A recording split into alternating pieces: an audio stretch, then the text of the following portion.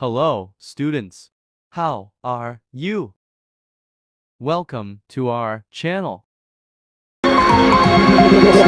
Tell me like a Hellcat.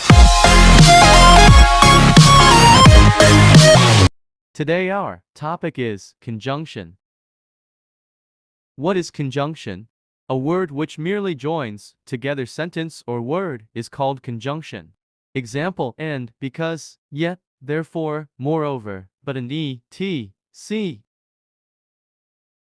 Now I will tell you the meaning in Urdu. हरफ अतफ क्या है? एक लफ्ज़ जो महज जुड़ता है एक साथ जुमला या लफ्ज़ हरफ अतफ कहा जाता है। मिसाल और, क्योंकि, अभी तक, लहजा, उसके अलावा, लेकिन और वगैरह। That's all for today. Our next topic is interjection. Hellcat.